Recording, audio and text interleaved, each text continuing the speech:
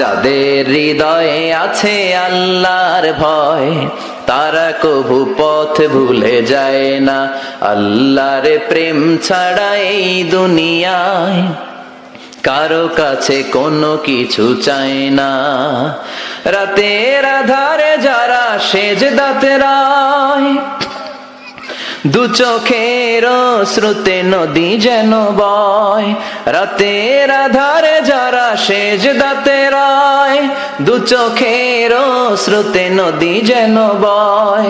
ছলনার হাতছানি যতই ডাকুক, পেছনে ফিরেও সে তাকায় না।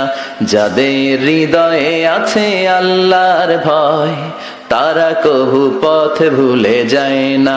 আল্লাহর প্রেম ছাড়া এই দুনিয়ায় কারো কাছে কোনো কিছু চাই না, কারো কাছে কোনো কিছু চাই না। দুনিয়া কুল্লুহা মাতা ওয়া খায়রু মাতা'আদ দুনিয়া আল মারআতুস সালিহা। দুনিয়াতে যা দেখা যায় সব হলো সম্পদ, আর এই সব সম্পদের মধ্যে সবচেয়ে দামি সম্পদ হলো নেককার নারী।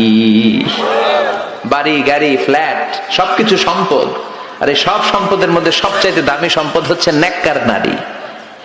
এজন্য বিশ্বনবী বললেন, নারীদের সাথে কোমল আচরণ করো। রিফকাম বিল কাওয়ারির, গরম হয়ে যেও না। যৌতুকের জন্য গায়ে হাত তুলো না। রান্না একদিন মজা হয় নাই, স্বাদ হয় নাই বলে পিটায়ও না। খারাপ আচরণ করো না, কোমল আচরণ করো, কেননা এদের পেট থেকে তোমার ছেলে মেয়েগুলো বেরোবে, ঠিক কি না? রিফকাম বিল কাওয়ারির, কোমল আচরণ করো। নারীদের সাথে কোমল হতে বলেছেন বিশ্বনবী। কাওয়ারির মানে গ্লাস, গ্লাস যেভাবে ধরতে হয় রাখতে হয়, নারীদের সাথে ওইরকম আচরণ। কাচের গ্লাসকে জোরে ধরা যায়? জোরে রাখা যায়? কাচের গ্লাস ধোয়ার সময় সাবান দিয়ে যখন ধুন, জোরে ধরা যাবে? জোরে রাখলে কি হবে? ভেঙে যাবে। এজন্য নারীদের সাথে কোমল আচরণ করতে হয়। নারীদের হৃদয়টা অনেক নরম, এদের সাথে যদি আপনি রেগে যান, হেতিকে লগে গরম হইলে হেতিরা সেতি যায়, আর নরম হইলে গলি যায়। সুবহানাল্লাহ পড়েন। এজন্য ভালোবাসবেন, কি করবেন? বলবেন, তোমারে লেগেছে এত যে ভালো, চাঁদ বুঝি তা জানে। রাতেরও আধারে দোসর হয়ে তাই সে আমারে টানে। চাঁদ বুঝি তা জানে, ঠিক কি না? বিশ্বনবী এটাই বললেন, স্ত্রীকে ভালোবাসো। বিশ্বনবী বললেন, স্ত্রীর সাথে ভালোবাসা করলে আমলনামা সওয়াব দিয়ে পূর্ণ করে দেয় কে? আবার বিশ্বনবী বললেন, রাতের বেলা এক কম্বলের নিচে স্বামী আর স্ত্রী দুইজন যে থাকো, ভালোবাসা বিনিময় করো, এতেও তোমাদের আমলনামায় সওয়াব দেয় কে? এক সাহাবী বললেন, নবী এটা আবার কেমন কথা? স্ত্রীর সাথে ভালোবাসা বিনিময় করলে কেমন করে সওয়াব হয়? স্বামী স্ত্রীর প্রেম ভালোবাসাতে আবার সওয়াব আসবে কোত্থেকে? বিশ্বনবী বললেন, এটাই ইসলাম। এই ভালোবাসা যদি স্ত্রীর সাথে শেয়ার না করে শালীর সাথে করো, গুনাহ আছে না নাই? ভাবির সাথে টাঙ্কি মারলে গুনাহ আছে না নাই? তো শালীর সাথে ভাবির সাথে যদি ভালোবাসা শেয়ার করেন, যদি গুনাহ হয়, নিজ স্ত্রীর সাথে ভালোবাসা শেয়ার করলে সওয়াব হয়। সুবহানাল্লাহ পড়েন। আপনার হাত যখন আপনার স্ত্রীর হাতের সাথে মিলান, দুই হাতের সগীরা গুনাহ মাফ করে দেয় কে? স্ত্রীর চেহারার দিকে রহমতের নজরে তাকালে চোখের সগীরা গুনাহ মাফ করে দেয় কে? আর শালীর দিকে তাকাইলে কবিরা গুনাহ দেয় কে? কথা বলেন, তাকানো যাবে? আন-নাযার সাহমুন মাসমুম মিন সিহামি ইবলিস। দৃষ্টি হচ্ছে শয়তানের বিষ মাখানো তীরবানের মধ্য থেকে একটা ভয়ঙ্কর তীরবান। এই দৃষ্টির তীর দিয়ে শয়তান যুবক যুবতীদেরকে কাবু করে ফেলে। এজন্য আমার যুবক ভাইয়েরা, তোমাদের এই স্মার্টফোন গুলোর ভিতরে ইন্ডিয়ান নায়িকাদের কোমর দুলানো ড্যান্স রাখা যাবে না, চিল্লায় বলো ঠিক কিনা? এই মোবাইল ফোন গুলোর ভিতরে ব্লু ফিল্ম রাখা যাবে না, অশ্লীল দৃশ্য রাখা যাবে না।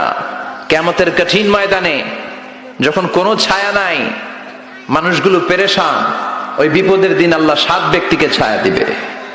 তার মধ্যে এক শ্রেণী হচ্ছে তোমরা যুবকেরা, যাদের সময়টা উল্টাপাল্টা কাটে নাই, যাদের সময়গুলো হিন্দি সিনেমা দেখে কাটে নাই, যে ছেলেগুলো রাতের জায়নামাজে, তাহাজ্জুদের জায়নামাজে চোখের পানি দিয়ে জায়নামাজকে ভিজিয়ে দিয়েছে, ওই ছেলেদেরকে আরশের ছায়া তলে ছায়া দিবে কে? এজন্য আল্লাহর ভয় অন্তরে থাকার দরকার আছে না নাই? সবচেয়ে দামি হচ্ছে আল্লাহর ভয়। এটাকে আরবিতে বলে তাকওয়া। আরবিতে কি বলে? যে যুবকদের হৃদয়ে তাকওয়া আছে, আল্লাহর ভয় আছে, তাদেরকে আরশের নিচে ছায়া দিবে কে? যাদের হৃদয়ে আছে আল্লাহর ভয়, তারা কভু পথ ভুলে যায় না।